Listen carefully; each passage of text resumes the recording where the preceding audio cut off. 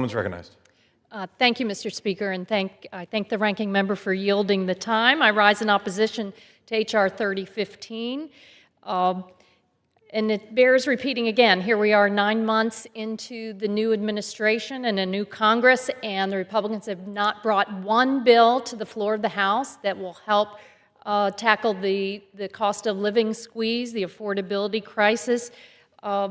Folks back home really need help. They're paying more on their groceries, despite all the promises, more on their electricity, now facing huge increases to the cost of health care. It's really not fair. Now, let's get back to household electricity. Prices are up 10% this year. 1 in 3 households is cutting back on basic necessities just to pay their rising electric bills.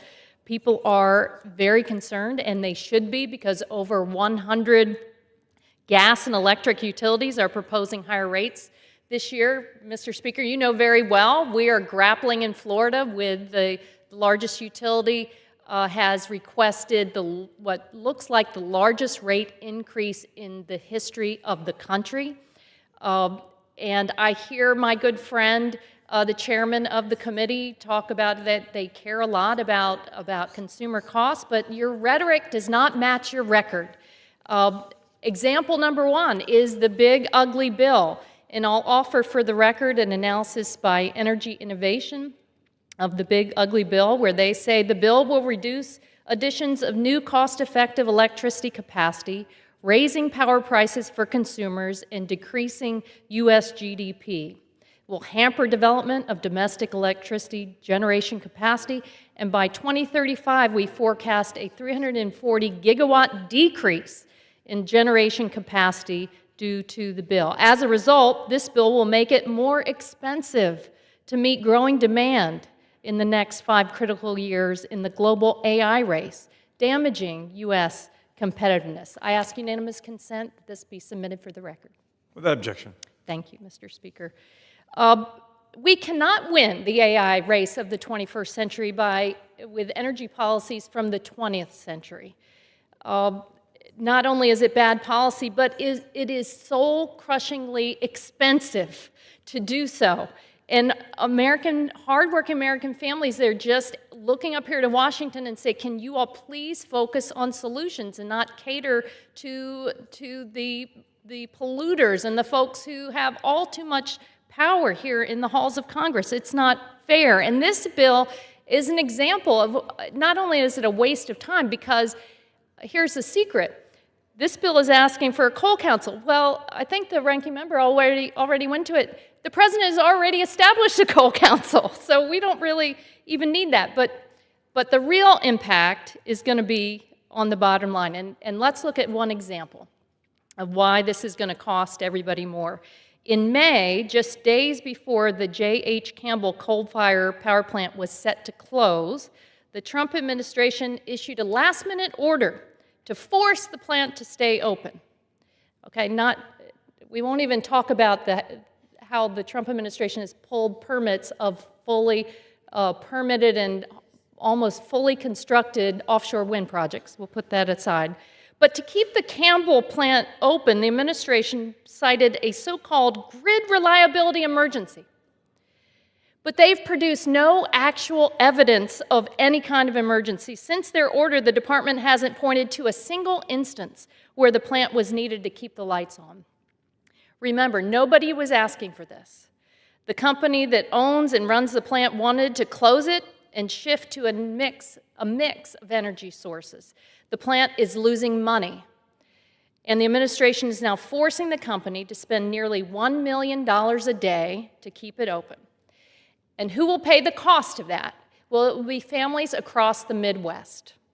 And the Trump administration looks to force the old, uneconomical fossil fuel plants to continue operating past their planned retirement dates nationwide. We estimate that this looks like the cost to the consumer could reach $3 billion a year by 2028. People can't afford that, and they don't deserve that. Don't forget, the big ugly bill, again, you add what they're doing in forcing uneconomical plants to stay online, so consumers pay the cost. The big ugly bill, You're taking away clean energy incentives, cleaner, cheaper energy, asking consumers to pay the cost. Utilities are, and everyone's grappling with the arbitrary Trump tariffs. This is not fair, and Republicans say we need to keep coal plants online so that so-called dispatchable resources to meet growing electricity demands will help with the AI race with China, but they're clearly confused about the difference between reliable and dispatchable power. Reliability is not just about being dispatchable, it's about delivering performance under stress. And here's the truth. Coal-fired power plants are not reliable. They are inflexible. They're outdated. It's outdated technology that actually threatens grid reliability and resilience. Most of our coal fleet was built in the 1970s and 80s, and years of use has led to a rise in unplanned outages. PJM has capacity accreditation of coal plants at just 83%. The Colstrip coal plant in Montana is accredited at only 54%. That means it's effectively unavailable nearly half the time that it's needed. As noted by the North American Electric Reliability Corporation, large voltage-sensitive loads like data centers require flexible, responsive grid solutions, not slow-ramping generators that can take up to 12 or more hours to come online. Coal plants are inherently inflexible, and that worsens grid congestion. By forcing coal plants to stay online, we're occupying our limited transmission capacity with inflexible generation. That prevents cheaper, cleaner resources from being delivered, and this is a real concern. Independent market monitors in the Midwest have found that congestion-related market distortions have cost customers over $1 billion a year. That's not fair. This is the United States of America. We're about innovation. We're about modern technology. We're not about looking backward. If Republicans were serious about meeting energy demand and keeping customer bills low and powering AI, they would look to real solutions: energy efficiency, virtual power plants, grid-enhancing technologies, batteries, and more.